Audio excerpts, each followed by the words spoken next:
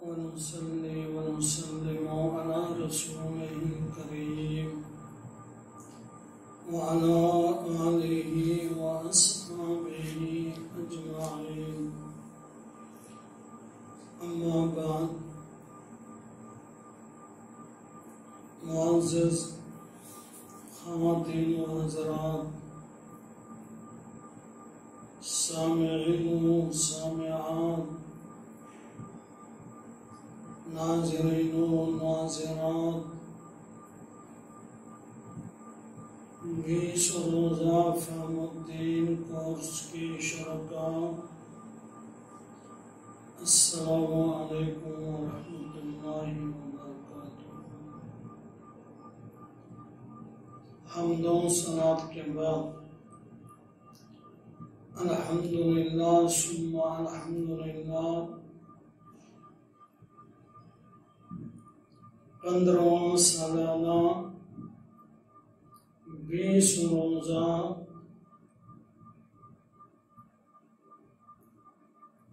دینی مذہبی تربیتی روحانی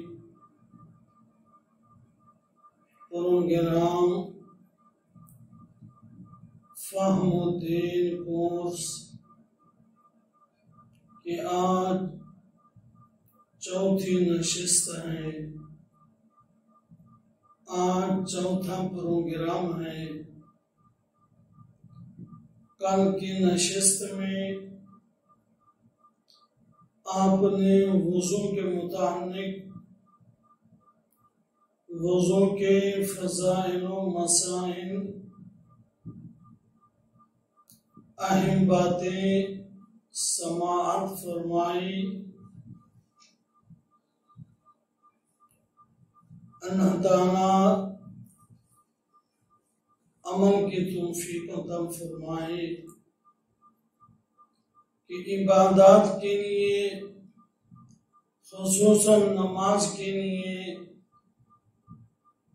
وضو کو بہت اہمیت ہے کہ وضو جو ہے وہ نماز کی کنجی ہے، اور نماز جو ہے وہ جنت کی کنجی ہے۔ بغیر وضو کے نماز نہیں ہے، اور نماز کے بغیر جنت نہیں ہے۔ معزز خواتین و حضرات، آج کی نشست میں چند باتیں آذان کے متعلق، یہ وہ نیک عمل ہے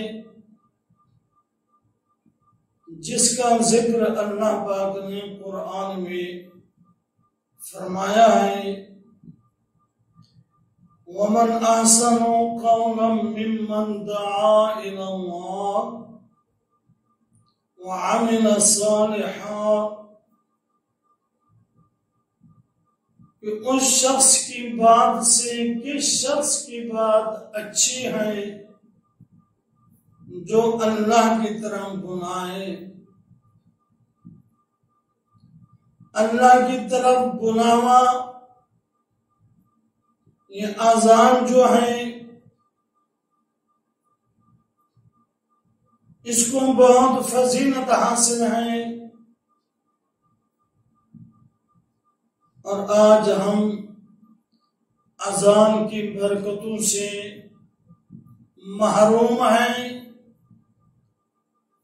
بس لوگ مخصوص ہو گئے کہ ان کے سوا اور کسی نے اذان نہیں دینے، حالانکہ اذان کا اتنا بڑا ثواب ہے، اتنا بڑا ثواب ہے۔ وہ آپ نے سنا ہوگا کہ اگر اذان کی فضیلت کا علم ہو جائے اور پہلی صف میں بیٹھنے کی فضیلت کا علم ہو جائے تو اذان کے لیے اور پہلی صف میں بیٹھنے کے لیے لوگ آپس میں پورا اندازی کریں اور پہلی صف میں جگہ حاصل کرنے کے لیے اور اذان دینے کے لیے وہ آپس میں لڑ پڑے. لیکن آج ہمیں نہ پہلی صف میں بیٹھنے کی فضیلت کا پتہ ہے اور نہ اذان دینے کی فضیلت کا علم ہے.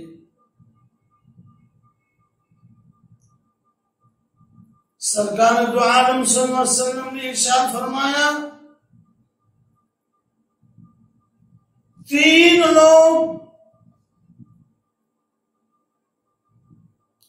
مشک و کستوری کے ٹیلے پر ہوں گے قیامت والے دن. مشک و کستوری، ان میں ایک وہ غلام جس نے اپنے رب کا بھی حق ادا کیا اور اپنے مولا کا بھی حق ادا کیا، وہ محشر کے میدان میں مشک و کستوری کے ٹیلے پر ہوں گے. دوسرا وہ خوش نصیب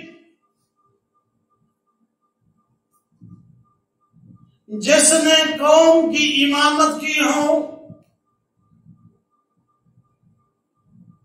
قوم کی امامت کی ہو اور لوگ اس پر راضی ہوں. ایسا امام بھی مشک و کستوری کے ٹیلے پر ہوگا. تیسرا وہ خوش نصیب جو کستوری کے مشک و کستوری کے ٹیلے پر ہوگا، جو 5 نمازوں کے لیے لوگوں کو بلاتا ہے، 5 نمازوں کے لیے لوگوں کو نماز کی طرف بلاتا ہے. اذان کی صورت میں کتنا بڑا مقام ہے اذان دینے والے کا. اور سرکار دو عالم صلی اللہ علیہ وسلم نے ارشاد فرمایا من اذن 7 سنین محتسبا، جس نے 7 سال ثواب کی نیت سے اذان دی، اس کو جہنم سے آزادی لکھ دی جاتی ہے کہ یہ شخص جہنم سے آزاد ہے جس نے ثواب کی خاطر 7 سال اذان دی ہو. پھر مؤذن کو اذان دینے والے کو شہید کے ساتھ بھی تشبیہ دی ہے کہ وہ شہید کی طرح ہیں. جس طرح شہید کی لاش کو کیڑے مکوڑے مٹی نہیں کھاتی، اسی طرح مؤذن کی لاش کے قریب بھی کیڑے مکوڑے نہیں آتے، اس کا جسم بھی صحیح سلامت رہتا ہے. اور جس کا جسم صحیح سلامت رہے وہ عذاب قبر سے محفوظ رہتا ہے. یہ مقام بھی اذان کی وجہ سے مؤذن کو اللہ نے دیا ہے. اور سرکار دو عالم صلی اللہ علیہ وسلم نے یہ بھی ارشاد فرمایا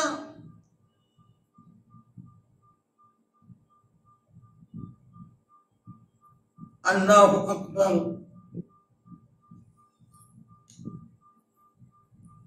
صحابہ نے عرض کیا حضور اذان دینے والا تو ہم سے بڑھ گیا، فضیلت حاصل کر گیا، ہر آدمی تو اذان نہیں دے سکتا، اذان دینے والا تو ہم سے بڑھ سرکار دو عالم صلی اللہ علیہ وسلم نے ارشاد فرمایا جس طرح مؤذن کہے تم بھی کہتے جاؤ، جب اذان ختم ہو جائے تو پھر تم اللہ سے مانگو، جو مانگو گے تمہیں وہی دیا جائے گا۔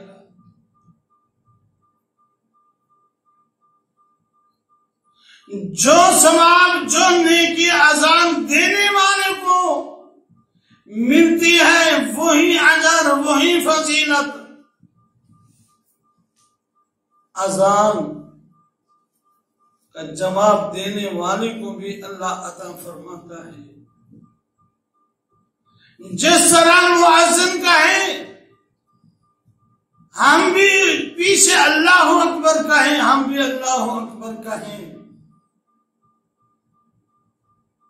وہ 4 دفعہ کہیں ہم بھی 4 دفعہ کہیں، وہ شہادت اشہد ان لا الہ الا اللہ 2 دفعہ کہیں، ہم بھی 2 دفعہ کہیں،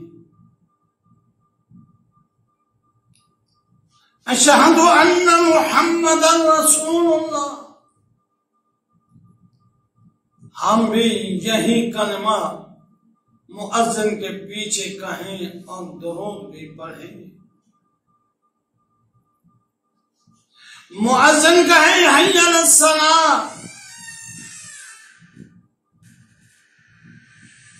اس کا جواب ہے لا حول ولا قوت الا باللہ۔ حی علی الفلاح کا جواب بھی لا حول ولا قوت الا باللہ ہے۔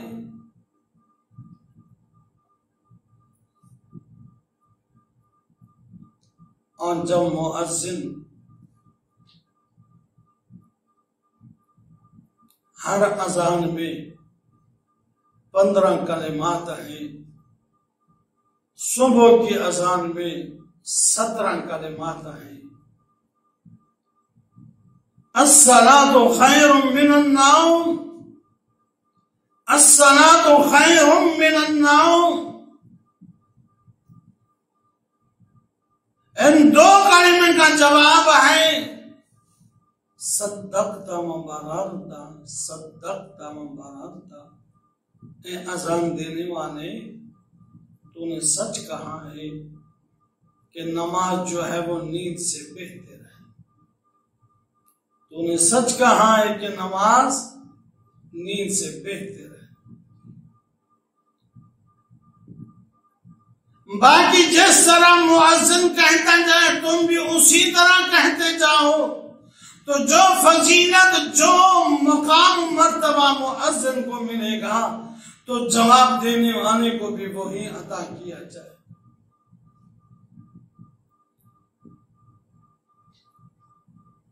عورتوں نے سرکار دو عالم صلی اللہ علیہ وسلم کے بارگاہ میں عرض کیا حضور بلال ہم سے فضیلت حاصل کر گیا، مرد ہم سے اذان میں فضیلت لے گئے، عورتیں کیونکہ اذان نہیں دے سکتی۔ سرکار دو عالم صلی اللہ علیہ وسلم نے ارشاد فرمایا اذان کی فضیلت تمہیں بھی مل سکتی ہے، جس طرح بلال کہے تم اس کے پیچھے تم بھی کہتی جاؤ، اور تمہیں ہر کلمے کے بدلے اللہ تبارک و تعالی ہر کلمے کے بدلے 1,00,000 نیکی عطا فرمائے۔ سبحان سبحان، ہر کلمے کے بدلے 1,00,000 نیکی، اتنی بڑی فضیلت۔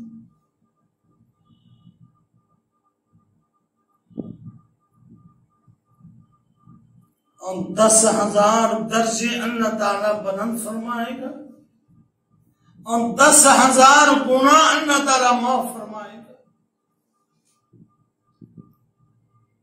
ہر کلمے کے بدلے اللہ اکبر 1,00,000 نیکی. اللہ اکبر 1,00,000 نیکی. 1,000 درجہ بلند ہو گیا. 1,000 گناہ معاف ہو گئے. حضرت عمر رضی اللہ تعالی عنہ نے عرض کیا حضور کہ یہ عورتوں کے لیے ہے یا ہمارے لیے بھی یہ اجر و ثواب ہوگا؟ اگر ہم بھی مؤذن کے جواب، مؤذن کے الفاظ کے یعنی یہ الکلمات کہتے جائیں ہمیں بھی فضیلت ملے گی. سرکار تو عالم صلی اللہ علیہ وسلم نے فرمایا عورتوں کو اگر 1,00,000 نیکی ملے گی تو مردوں کو اس کے دگنا نیکیاں ملے گی.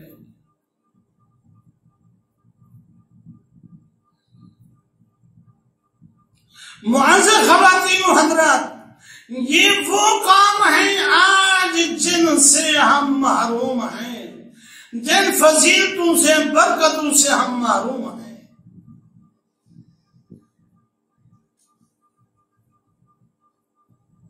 اذان بھی وہی دے، تکبیر بھی وہی پڑھے. بعض دفعہ کسی کو کہا کہ بھی آپ تکبیر پڑھیں، اذان کہیں تو آگے جواب یہ ملتا ہے کہ مجھے شرم آتی ہے. اذان دینے میں، تکبیر پڑھنے میں شرم آتی ہے. اگر پتہ لگ جائے کہ اذان کی کتنی بڑی فضیلت ہے تو یہ جواب نہ ملتا.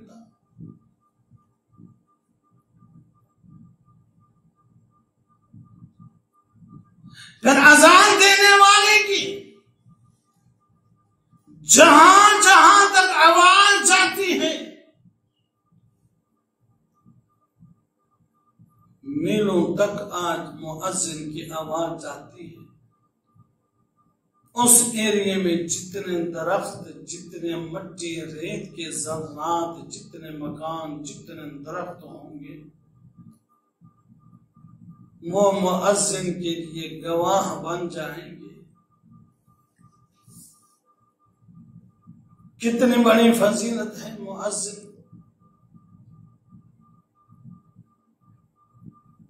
تو مؤذن خواتین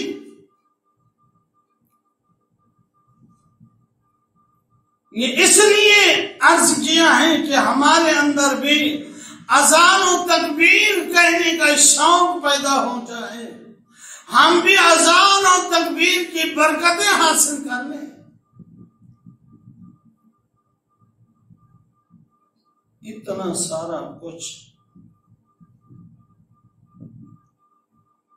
اللہ کی بارگاہ میں نماز کی صورت میں حاضری کے لیے کیا گیا ہے.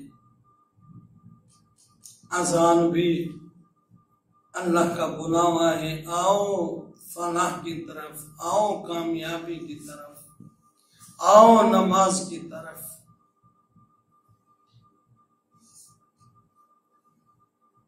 آواز تو مؤذن کی ہوتی ہے، بلاوا اللہ کا ہوتا ہے.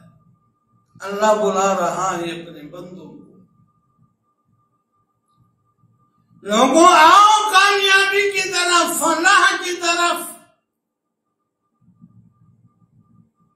جب ہمارے کانوں میں آواز آتی ہے اذان کی، ہم نماز کی طرف نہیں آتے،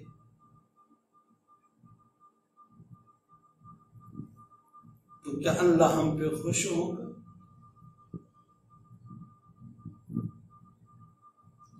آج آپ اپنے بیٹے کو بلائیں،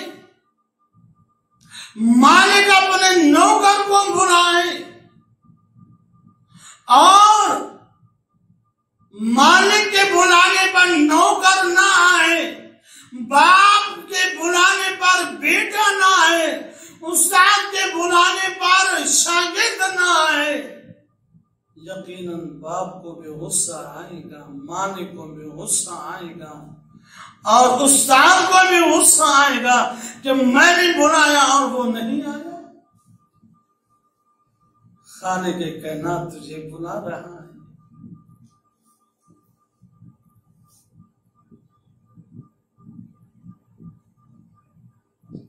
ذرا غور و فکر کر، ایک نجس مخلوق ہے جس سے لوگ نفرت کرتے ہیں، وہ چند دن تیرے گھر کے نمک کھاتا ہے، تیرے گھر کا کھانا کھاتا ہے جس کو کتا کہا جاتا ہے،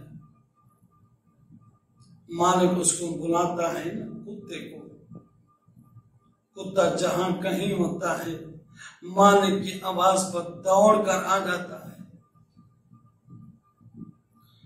دوڑ کر مالک کے قدموں میں پہنچ جاتا ہے۔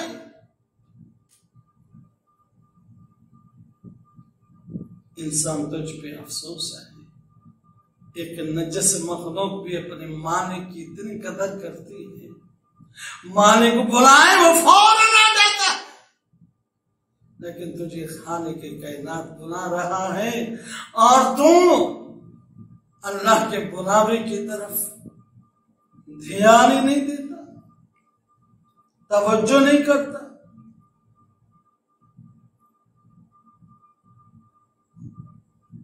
سرکار دو عالم صلی اللہ علیہ وسلم نے ارشاد فرمایا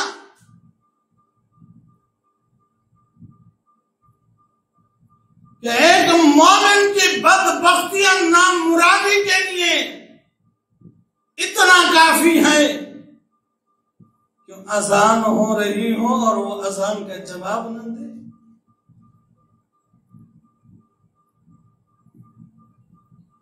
اس کے لیے، اس کی نام مرادی کے لیے، بدبختی کے لیے اتنا ہی کافی ہے۔ ادھر اللہ بلا رہا ہے، ادھر تو اپنی باتوں میں لگا ہوا ہے۔ اللہ تعالیٰ تجھے کامیابی کی طرف دعوت دے رہا ہے، بلا رہا ہے۔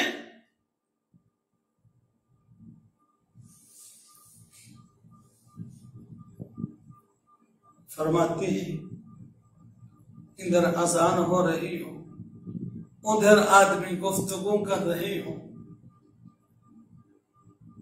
ادھر آدمی گفتگو کر رہے ہو، ان کے ایمان کے چھن جانے کا خطرہ ہے کہ اذان کا احترام نہ کرنے کی وجہ سے کہیں ان کا ایمان نہ چھن جائے، ایمان کی دولت ان سے نہ چھین لی جائے۔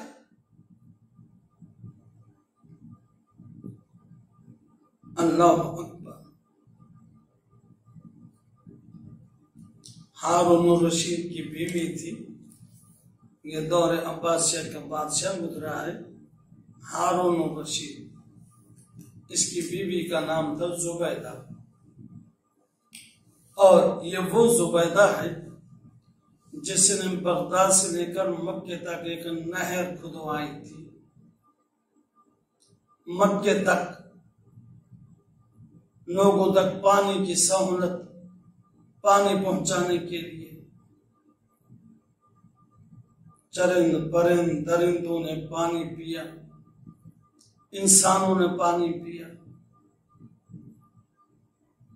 بہت بڑا نیک کام ہے۔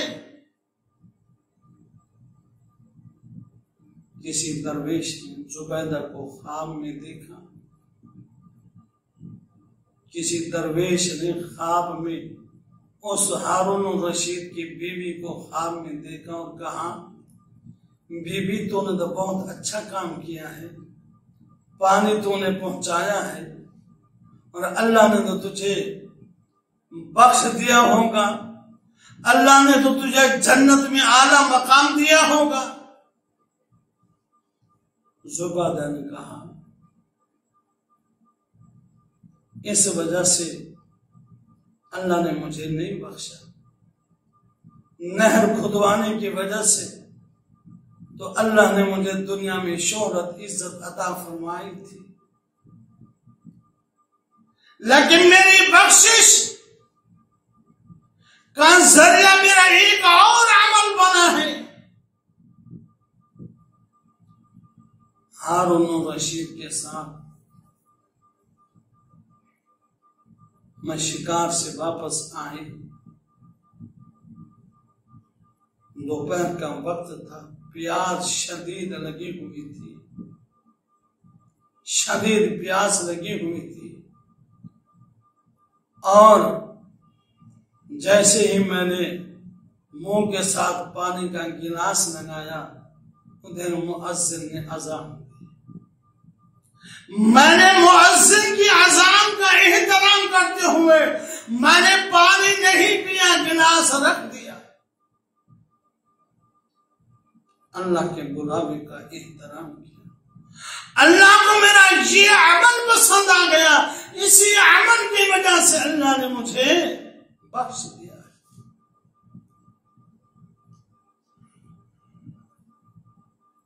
جب اذان ہو رہی سارے دنیا کے کام چھوڑ دینے چاہیے،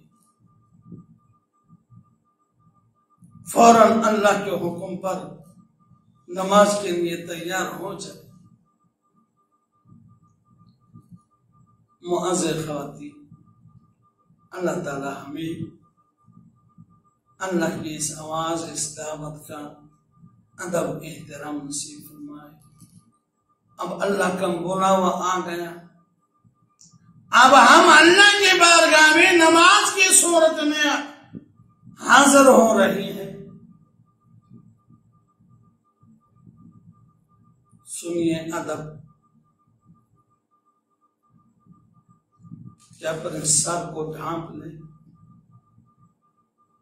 یہ سر کو ڈھانپ کر رکھنا یہ سرکار دو عالم صلی اللہ علیہ وسلم کی دائمی سنت ہے۔ ننگے سر سرکار نے کبھی نماز نہیں پڑھی، بغیر کسی عذر کے، بغیر کسی مجبوری کے ننگے سر نماز پڑھنا یہ مکروہ ہے۔ سستی کی وجہ سے ننگے سر نماز پڑھنا یہ بھی مکروہ ہے۔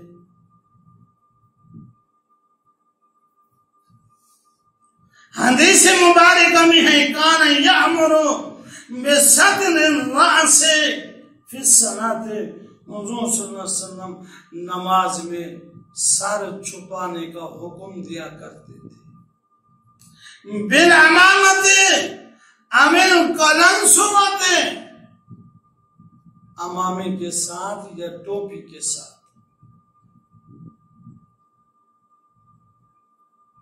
آج ہم بال خراب نہ ہوں، کنگھا خراب نہ ہو، فیشن خراب نہ ہو، سارے سہولتیں ہونے کے باوجود ہم ننگے سے نماز پڑھتے ہیں۔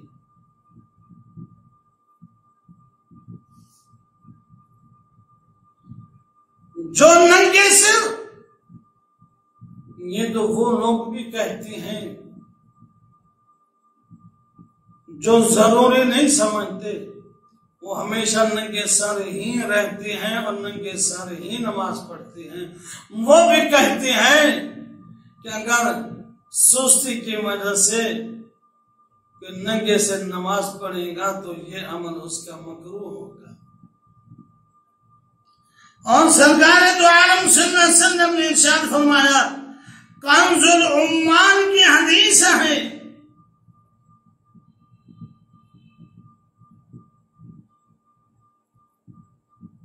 اور یہ بھی مکمل حدیث تو حضور صلی اللہ علیہ وسلم سر کو چھپا کر چھپانے کا حکم دیتے تھے نماز میں، اور حضور صلی اللہ علیہ وسلم سر کو ننگا کرنے سے منع فرماتے تھے نماز میں کہ سر کو ننگا نہ رکھا جائے۔ کنز العمان کی ایک اور حدیث ہے، سرکار دو عالم صلی اللہ علیہ وسلم نے ارشاد فرمایا، یہودیوں کی طرح ننگے سر نماز نہ پڑھو۔ یعنی ننگے سر وہ پڑھتے ہیں، کپڑا نہیں ہے، یہ اور بات ہے، اجازت ہے، کپڑا نہیں ہے تو ننگے سر پڑھے۔ سر میں کوئی تکلیف ہے، کوئی چیز سر پہ نہیں رکھ سکتے، یہ مجبوری ہے۔ یا نماز کو اگر آپ نے ایک معمولی عمل سمجھ کر سر پہ کپڑا نہیں رکھتے، یہ تو پھر کفر ہے۔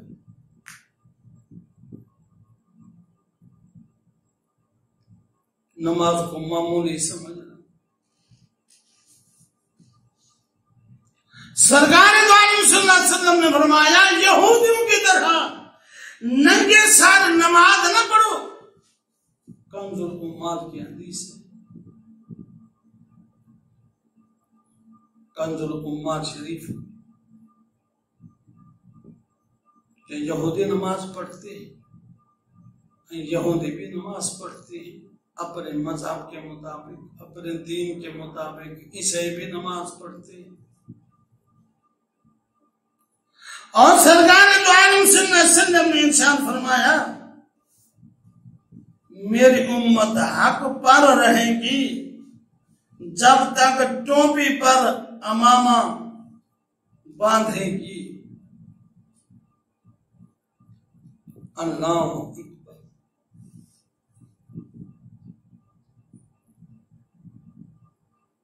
معزز خواتین و حضرات،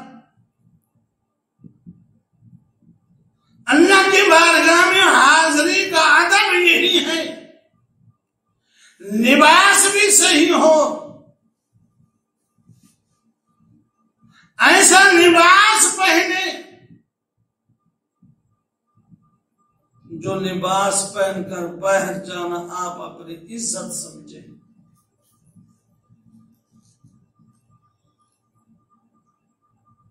وہ لباس پہنے نماز میں، نماز کے لیے وہ لباس پہنے، جیسے کھڑے میلے کچالے گندے بدبودار کپڑے پہن کر نماز کے لیے آنا، یہ تو مکروہ ہے۔ کبھی غور نہیں کیا تو کہاں جا رہا ہے؟ اللہ کے گھر میں جا رہا ہے، کس کی بارگاہ میں حاضر ہو رہا ہے؟ اللہ کی بارگاہ میں حاضر ہو رہا ہے، اسی لباس سے جا رہا ہے۔ آج کی دنیا دار کے تو دربار میں جاتا، دنیا دار کے گھر جاتا تو اچھے صاف ستھرے کپڑے پہن کر جاتا، گھر اچھا ہے، اس کی دربار اچھی ہے۔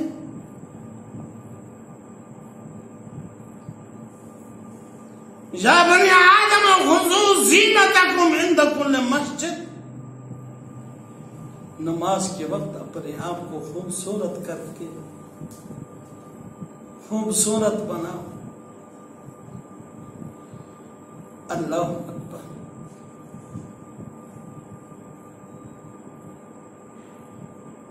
معزز خواتین و حضرات، نماز کے لیے بہت اہم باتیں، فضائل تو آپ جانتے ہیں، سب جانتے ہیں، لیکن آج اختصار کے ساتھ نماز کا باب آج ختم کریں گے، کل انشاءاللہ پھر اور کسی موضوع پہ پھر گفتگو ہوں گی کہ یہ ہمیں علم ہونا چاہیے نماز میں فرائض کتنے ہیں، کون کون سے اعمال فرض ہیں، کون سے اعمال واجب ہیں، ان کا جاننا ہمارے لیے ضروری ہے۔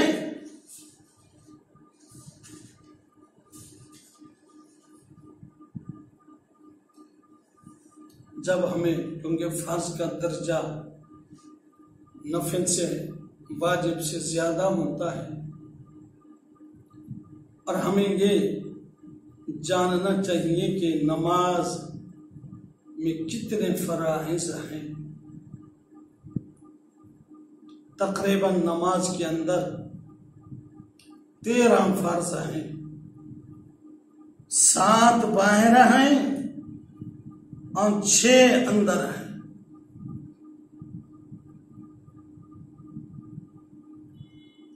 جو نماز کے باہر 7 فرض ہیں ان کو شرائط نماز کہتے ہیں، جو 6 فرض نماز کے اندر ہیں ان کو ارکان نماز کہتے ہیں۔ یقین جانیے، بڑے بڑے پڑھے لکھے لوگوں سے پوچھا کہ یہ بتاؤ نماز کے اندر فرض کتنے ہیں؟ کسی کو پتا نہیں۔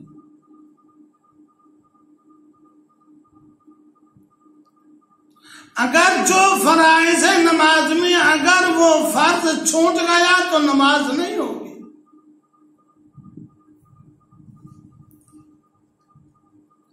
اگر نماز کے اندر جو واجبات ہیں جان بوجھ کر چھوڑ دیں گے واجبات کو، نماز نہیں ہوگی۔ اگر بھول کر نماز میں کوئی واجب رہ گیا تو سجدہ سہو کرنے سے نماز ہو جائے گی، لیکن یاد ہوگا تو ہم اپنی نماز درست کر سکتے ہیں کہ مجھ سے نماز میں واجب چھوٹ گیا ہے، میں سجدہ سہو کر لوں، یا میرا نماز کے اندر فرض فلاں رہ گیا ہے، فرض رہ گیا تو نماز نہیں ہوگی۔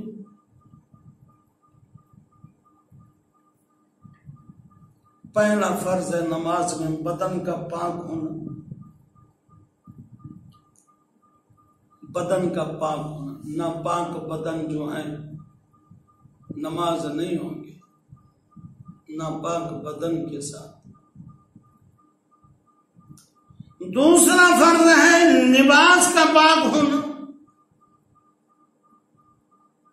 لباس پاک ہوگا تو یہ فرض ہے نماز کے لیے لباس کا پاک ہونا، جسم کا پاک ہونا، یہ فرائض میں سے ہے۔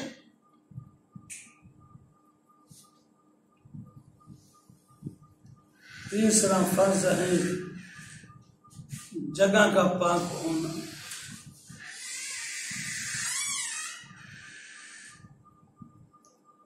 چوتھا فرض ہے جگہ بھی پاک ہو،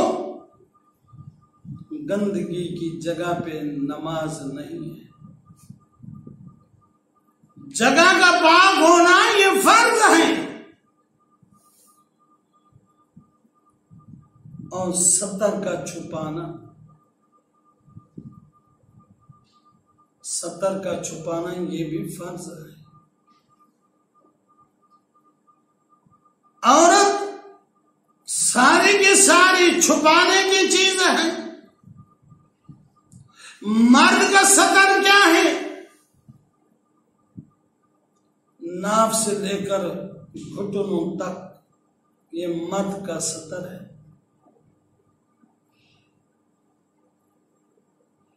یہ چھپانا فرض ہے۔ سارے جسم کو چھپانا، یہ نہ سمجھا جائے کہ جسم پر کوئی کپڑا نہ ہو، کوئی چیز نہ، بس یہ چیزیں چھپانے جائیں تو نماز ہو جائے گی۔ نہیں نہیں،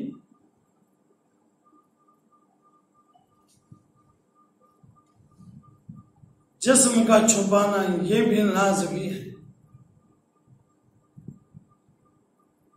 اور نماز کا وقت ہونا، کیونکہ نماز وقت پر فرض ہے، بے وقتی نماز جو ہے وہ فرض نہیں ہے۔ ظہر کا جو ٹائم ہے وہ ٹائم فرض ہے، عصر کا جو ٹائم ہے نماز، ان الصلاۃ کانت علی المؤمنین کتابا موقوتا، نماز وقت پر فرض ہے۔ آپ کہیں گے یہ تو عام بات ہے،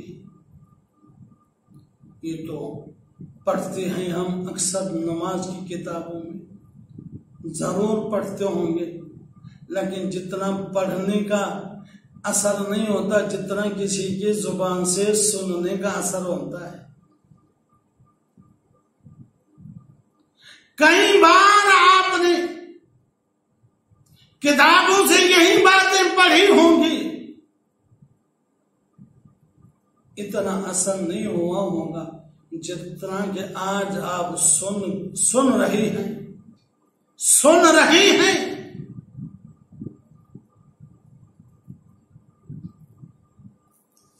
قبلہ رخ ہونا، قبلے کی طرف منہ کرنا، یہ بھی فرائض میں سے ہے۔ 7واں فرض ہے نماز کی نیت کرنا۔ یہ تو ہو گئے جو نماز کے باہر 7 فرض ہیں۔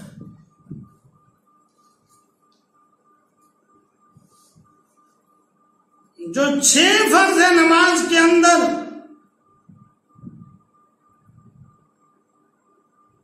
وہ کون سی ہیں وہ بھی جاننی چاہیے۔ تکبیر تحریمہ کہنا، تکبیر تحریمہ کہنا، قیام کرنا، یہ بھی فرض ہے۔ قرآن کریم کی تلاوت کرنا، رکوع کرنا، 2 سجدے کرنا، آخری قعدہ کرنا، یہ 6 فرض ہے۔ کون 13 ہوگا؟ ان میں ایک بھی اگر نہ ہوا تو نماز نہیں ہوگی۔ ایک بھی فرض، یہ فرائض۔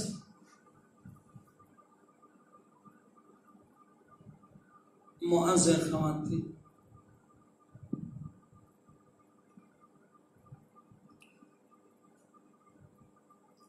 اب تو واجبات یہ سب کو جاننا چاہیے۔ واجبات کون سی ہیں، سنتیں کون سی ہیں نماز میں۔ نماز درست ہوگی تو ہمارے سارے اعمال درست ہوں گے، نماز درست نہیں ہوگی تو ہمارے سارے اعمال کی بنیاد کمزور ہوگی۔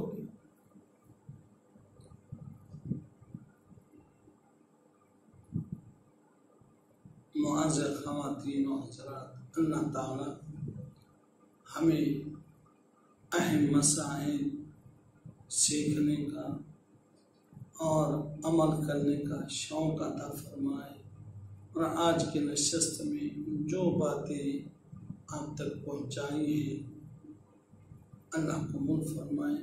اگر کچھ غلطی ہو گئی ہوں تو اللہ مجھے معاف فرمائے، اور میں اصلاح کا طالب ہوں، آپ میری اصلاح کر سکتے ہیں۔ کہیں کوئی غلط بات کہی ہوں، اور یہ الفاظ تو کیونکہ مادری زبان نہیں ہے، الفاظ تو اوپر نیچے ہو سکتے ہیں، مؤنث مذکر میں وہ ہو سکتے ہیں، اور یہ تو عام سی بات ہے۔ باقی اگر کوئی مسئلہ کوئی غلط بیان ہوا تو میں اللہ سے بھی معافی مانگتا ہوں، آپ میری اصلاح فرمائیں۔ وما علی الا البلاغ المبین۔ الحمدللہ رب العالمین، والصلاة والسلام علی سید الانبیاء والمرسلین۔ رب العالمین، آج فہم و دین کورس کی 4تھی نشست میں ہم نے جو کو سنا ہے عمل کی توفیق عطا فرما دے۔ مولا ہم کو اس طرح کے دینی مسائل سیکھنے، سکھانے اور عمل کرنے کا شوق عطا فرما۔ جتنے میرے بہن بھائی اس پروگرام میں شریک ہو رہی ہے، مولا سب کا شریک ہونا اپنی بارگاہ میں قبول فرما، اور اسی مولا پروگرام کو ہم سب کی نجات کا ذریعہ بنا دے۔ وصلی اللہ تعالی علی خیر خلقہ محمد و آلہ وسلم۔